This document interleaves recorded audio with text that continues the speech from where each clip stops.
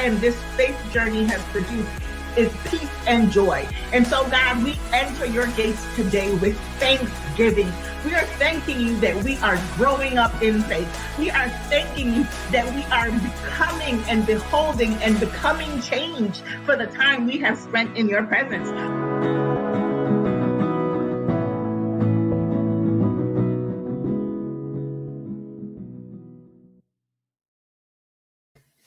Hello, hello, hello, hello, and a beautiful good afternoon to each of you. I hope you guys are having a wonderful day. I know I am.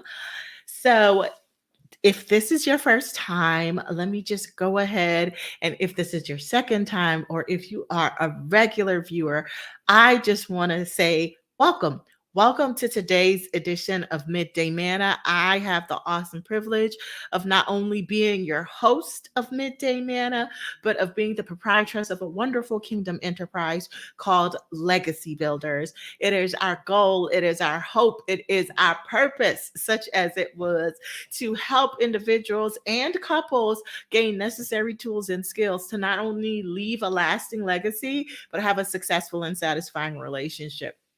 Now, if you want to know more about Legacy Builders, I encourage you, just go ahead, scroll your fingers across the keyboard, check out our website, www.legacybuilders.com, and there you will get and be able to claim our free gift, but you will also be able to just see and learn more about us, about our products and our services, and how we can help you change what it means to have your last name. Now, that is our welcome. That is enough about me. The only other bit of housekeeping I have is I would love for you to subscribe, to like, to share this broadcast. We show up here every Wednesday and we're always creating spaces for God. Now you would be like, well, you are a legacy builder, as the name of your company is. You're talking about, skills and classes, and we have books and we have other stuff. And you're like, well, if that's your business, what does God have to do with that? I am so glad you asked. Well, the reason why we have these spaces for God is because we absolutely know and believe that legacy happens in partnership with God. You say what? Yeah, I'm going to say it again. Legacy happens in partnership with God. Think about, in the Bible where it talks about who is God, and we see it over the God of Abraham, of Isaac, and of Jacob. And what that was, he was promising, and when they partnered with God, it was then that they were able to walk and leave this legacy that was beyond their wildest dreams and imaginations. And so we also and always create this space for God, because what you cannot do, he can, and where you cannot go, he is, and the plans that you don't know, he has already created. And so we want to, leverage our greatest resource, and that is God. So we create spaces for God. And so again, we're just going to ask you to subscribe, to like, to share this broadcast with someone today who you think it can be and will be blessed. Now, that's enough of that. Let's just go on ahead. Let's go straight ahead and let's start talking. And this is definitely a talk back to me in the comments video. So I'm going to throw out the first question. And the first question is, what are you waiting for? What are you waiting for? And more specifically, what are you waiting on God for? Now, okay. And while you guys are typing and telling me and chatting with me in the comments, I'll start telling you about my story a little bit. So if this is your first time, let me catch you up with the story. If you've heard it before, maybe you've never heard it this way. So I'm going to start my story about, let's say, 7 years ago. Because it's been pretty much 7 years now. It's more than 7 years at this point, but about seven years ago, last November, what happened, excuse me, and it was right around Thanksgiving time. And I know that because I remember I went and I had a conversation with my husband, and I was like, babe, I think God wants us to sell the house. And he's like, wait, what? Wait, wait, what? Like, we live here, we need this place, we have a kid, we had another kid on the way. And I was like, yeah, but I think that God wants us to sell the house. And so we had it. And I remember, and this is how I remember the timing. I have family that lives in the Tampa Bay area, and we were going down there for Thanksgiving. And so what we decided to do was to pray separately, and we would be gone for a week. And we said we would take the week that we were gone, and when we were down there, we would, like, like, pray separately. And then when we were coming back, we would meet up, because it would have been like a week, and we would have the conversation about what we think God said to us while we were praying separately. And we went, and I remember, like, we were down there maybe 5 days. I don't think Thanksgiving had come yet, because we generally go down the week before, the week of Thanksgiving. And so we were down there, and I remember laying in bed next to my husband, and I'm like, what do you think he's saying? He's like, yeah, God's telling me the same thing. So 7 years, God told us. Now, we took our time with it. We came back home. We found a realtor. We did. And it took us 2 years to actually sell the house. Okay. It took us 2 years to sell the house. And so we went through that process of selling a house.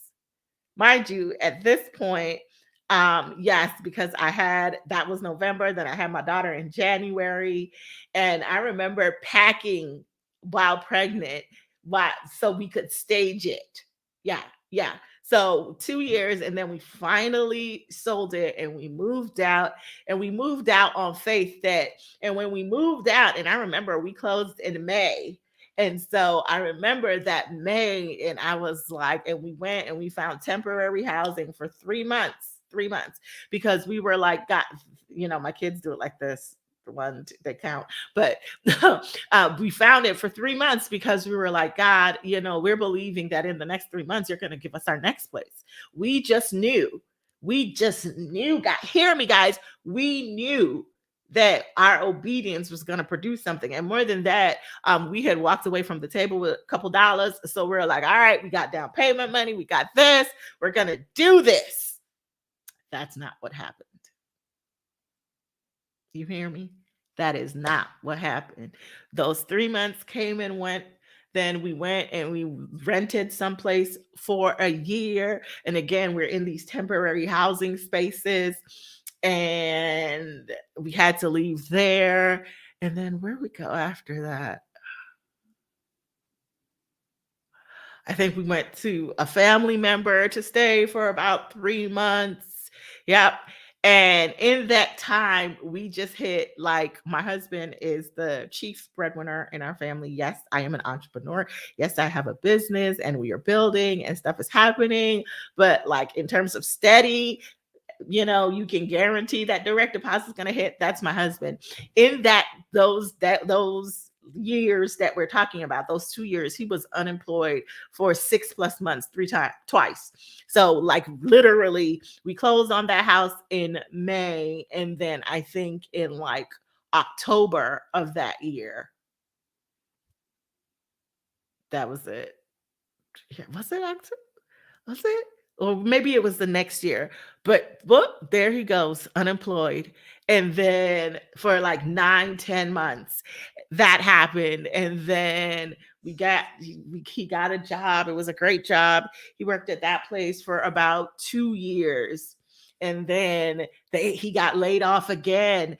And so in the middle of this, again, mind you, when we sold that May, we just thought that in 3 months,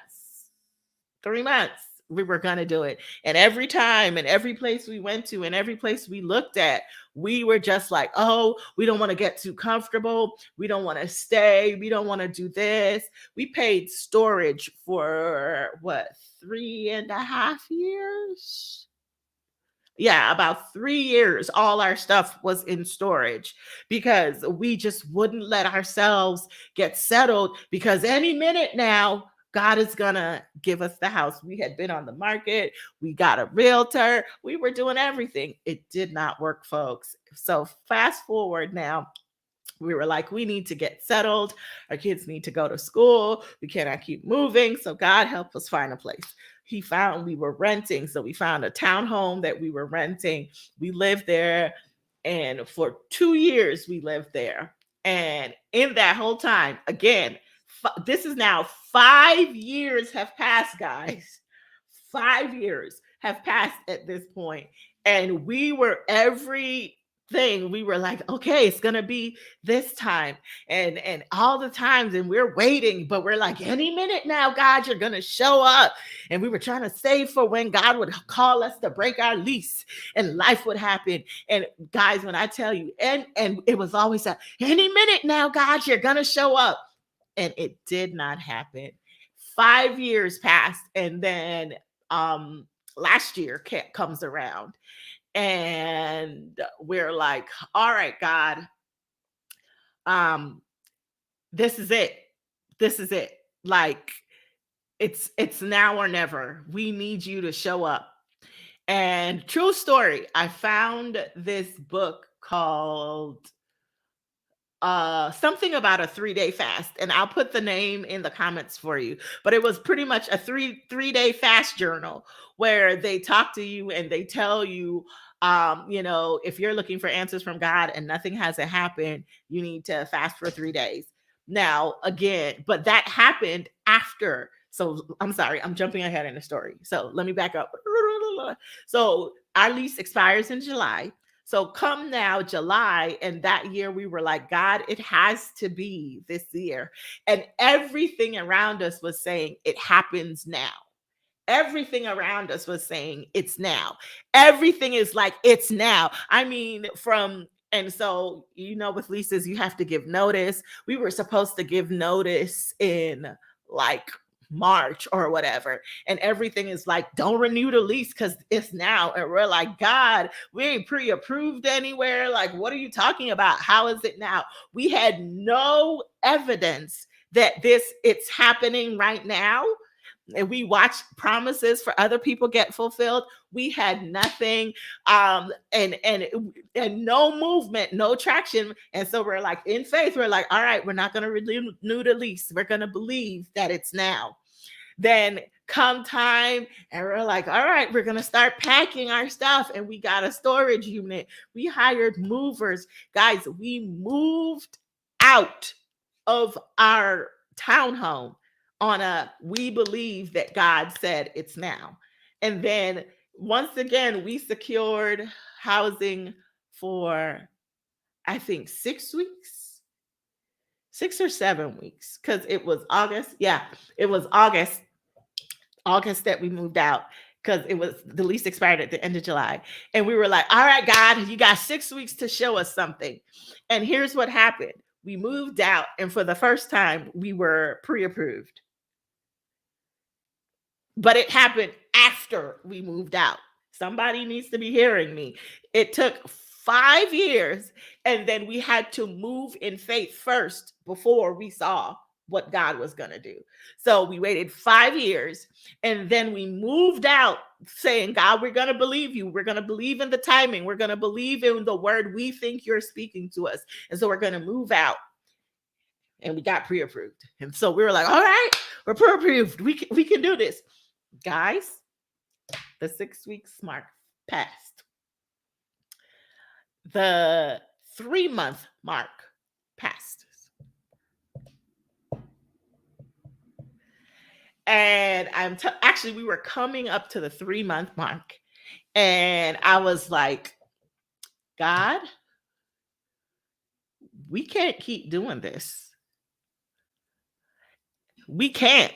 And we were living somewhere, and we had a nice little place, but all our stuff, once again, was back in storage. And I went to God, and that's when we did that 3-day fast. And what happened was that literally the entire 3 months we had been putting in offers. And if y'all have been paying attention, y'all know what the market was like last year. right? So every house that comes on the market, we're talking houses had 20, 30, 40 offers.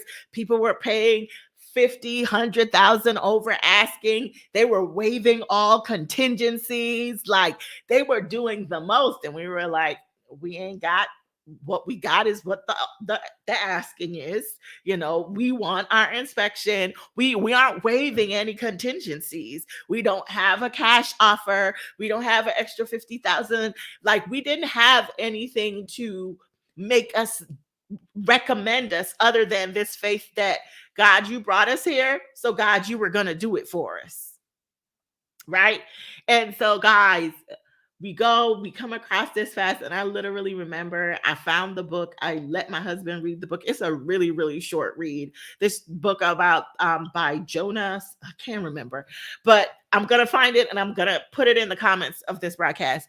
And literally it was, oh, I can do one better. I can pull it up in my Kindle because it's a book in my Kindle app, right? And literally, guys, let's find the name of the book for you guys so that you, where to go? Why isn't it right here in my first three? It should be. Oh, you know what? I probably.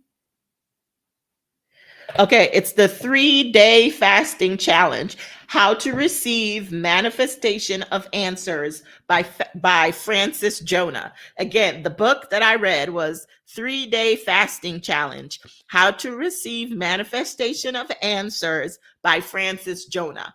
So I read that book, and pretty much the book, it came from my life, because he pretty much told me that the reason it hasn't happened is because I actually don't believe God. Because if you believe God, it would be different. And I was like, wait, what, Mr. Sir? And he broke it down, guys. He broke it down. And my husband and I are like, all right, it's a 3-day fast. We're going to do this 3-day fast. At the time, we didn't have anything. Again, we had put in multiple offers actually, we had been devastated weeks before, because we had put in this offer for this one house. It was beautiful and we loved it, and we were like, God, this is it. And they went under contract, and then we prayed, and it came back around. Like, that contract fell through, and this time we put it in and we got an offer and we did it. And do you understand, the second time they still didn't pick us, and we were devastated. I remember I cried when we didn't get that house. Oh, did I when I tell you I cried? Oh, I cried, and I was like, God, why are you doing this to me? How are you punishing this to me? And punishing me. And I even remember the moment, because it was in that moment, in that disappointment, where I literally had to speak what I couldn't see. So I remember losing that contract, crying and wanting to quit. And rather than confessing that I wanted to quit, I recited Isaiah 55 that says, they that wait on the Lord will have renewed strength. You hear where it starts? They that wait on the Lord will have renewed strength. They will mount up with wings like eagles. They will run and not be weary. They will walk and not faint. Guys, I laid in my bed and I cried, and I said that verse over and over and over until I felt like I could go on. So we got through. It didn't work out. We didn't get that house. And so we did this 3-day fast, because I'm like, God, we're waiting on you. We're trusting you. We're doing everything we said. And then here comes Francis Jonah on some, oh, it's not happening because you don't believe. And we did this fast. And I promise you guys, within 2 weeks, two things happened that I didn't think. And within a month, 3 things happened that we didn't think was possible. So within 2 weeks of that 3-day fast, we were under contract. I was accepted in law school. And then a month later, after closing on the house, because we pretty much closed on our house within 30 days. So yeah. And again, it wasn't a cash offer. We didn't do like the price of our house went down in a market where people were buying for more than. Okay. So I need you to understand and hear me when I'm talking about wait for it, right? And we waited and we waited. And then after closing on the house, couple days later, we bought a car. Y'all hearing me? And so you're like, well, sis, I've heard you just told me your entire story. Um, why then is my topic today? Wait for it. Here's why. Because all of that have happened, and I will be so honest with you guys right now. It is beautiful. Every day I walk around and I look at my life, and I cannot, I am still amazed and in awe of what God has done for my family. And I am still waiting for the manifestation of promise of finances that God has given me. Because yes, we have the house, I'm in law school, like all the things are happening, but attached to this was something more.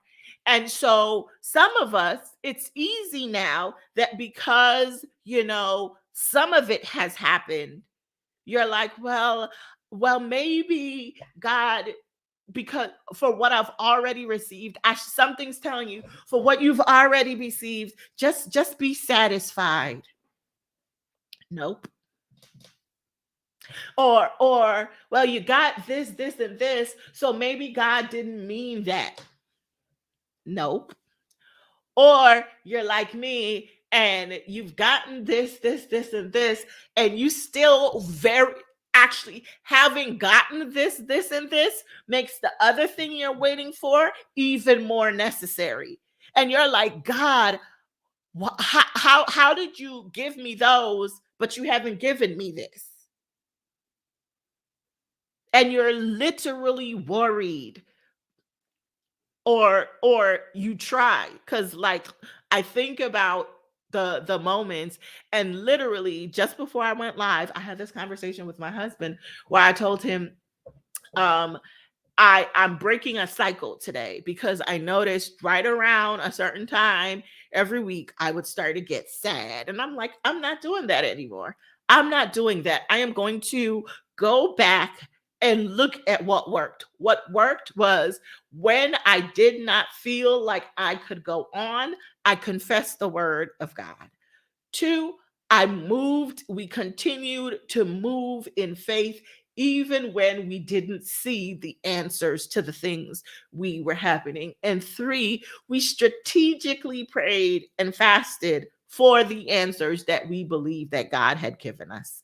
And so today we're talking about wait for it. And I want to encourage you that if you're like me, if you haven't seen any of the things, like nothing God has promised has come to pass, wait for it.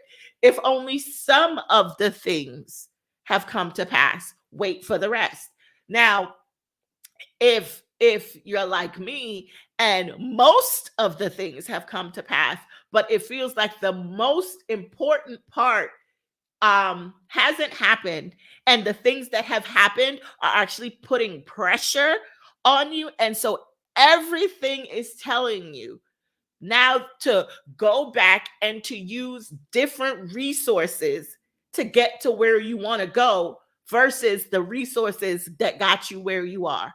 My advice to you and to me, because again, this isn't a hey, she's arrived. This is a reminder to myself.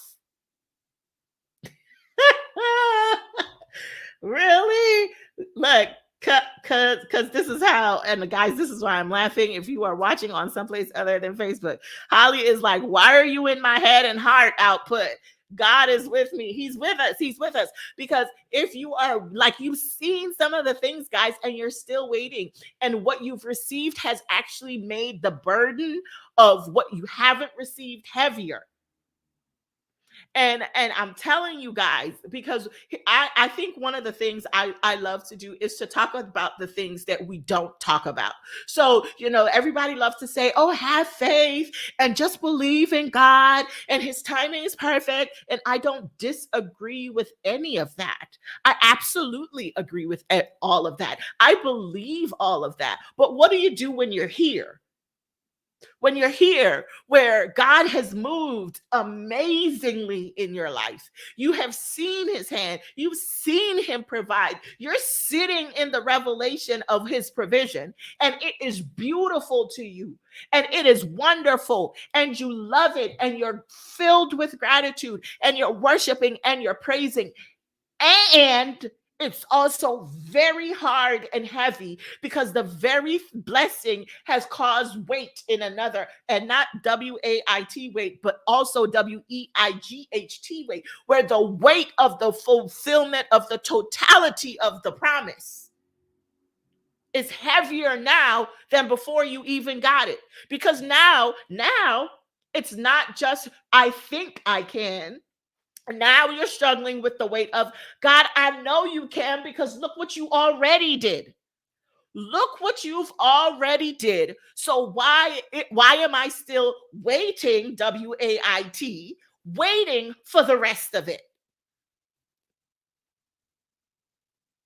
In faith, I've already received. So why am I still waiting? And and so that is what led me to last week's broadcast, where we talked about this idea of currency and the currency exchange. Because last week, in all of this, and I'm gonna tie it up in a nice bow for y'all, and then I'm gonna get out of here. But last week we talked about the currency exchange, and at the end of the broadcast, the thing that was ringing in my head was, why was I trying to exchange money for things that cost faith? Right? Why am I trying to exchange? Like, I got here because of faith. Everything I see, touch, taste right now is because of faith. And somehow I'm trying to use something other than faith. And today, as I sit here, I was like, so God, what are we waiting for? If we already have faith, if we already have, if the answer is already prepared, like if and I'm thinking about, I watched this video by this prophet I follow, Tiffany Montgomery, and she literally said, she had an experience where she went to a restaurant to pick up food, and the lady, pretty much after she had waited some time, right, that they give you a wait time, they gave her a wait time, she had waited well beyond the wait time, and it's her turn at the window and she's still waiting, and then the lady finally comes over, and the lady's like, well, go around to the back of the line, just go around to the back of the line and this is the person who's going to give you your food. Most of us would have just gone around. Tiffany was like, I don't trust this. So she asked the lady, why do I have to wait? The lady didn't even answer her. She walked away, and Tiffany watches through the glass doors of the building as she goes over there and she picks up her bag of food, as in her food was already ready. It was there. So the question was, why were you telling me to go to the back of the line if my food was always ready anyway? And that word came to me because God is like, I don't want you to go back around. I don't want you to go to the back of the line. Ask questions, receive answers, and then, my friend, wait right there, because you're in the right spot to receive what I have for you. And so I came on this live today, this broadcast today, to follow up this currency exchange, to let you know you've already like, you now know faith is what you need to trade it. We clearly understand that faith is what is required here. I'll even say this, that faith is the currency of the promised land. Like, outside of it, it was different. But faith is the currency of the promised land. And so now you're here. Everything here is going to require faith. but it's also going to require you to wait. You're going to have to wait.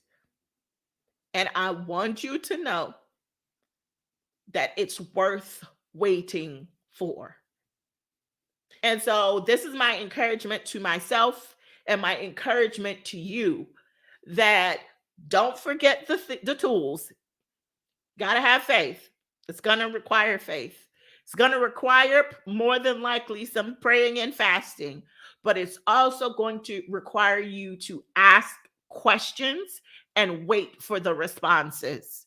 And so on Friday of this week, that's what we're going to do. We're going to go before God and we're going to ask some questions.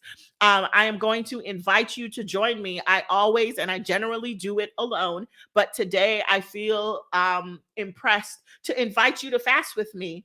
My fast looks like on Fridays, I fast from this particular Friday. If you've never done it before, we're going to do from 6 a.m. to 3 p.m. Yeah, 6 a.m. to 3 p.m. And we're going to pray on the quarter hour. So we'll pray at 6 a.m., 9. We'll pray collectively at noon, and then to close at 3. So we're going to pray 4 times on Friday. And and in those times, I'm encouraging you, ask your question, because the correct question results in the delivery of the thing you were waiting for. I'm going to say that again. The correct question results in the delivery of the thing that you were waiting for. And so I just encourage you to go before your dad, ask the necessary questions so that we can all see the full manifestation of all that God has promised. Now, thank you so much for joining me today. I hope you were blessed. Again, I ask you to share this broadcast, share it far and wide. Let somebody know that it is worth waiting for. And once again, I'm just going to tell you, please, please, please subscribe, share this broadcast with somebody who absolutely needs it. And at the end of the day, I just want to tell you that my prayer for you is that your latter, as in the latter half of your day, is greater than the beginning. Thank you so much for watching. Bye-bye.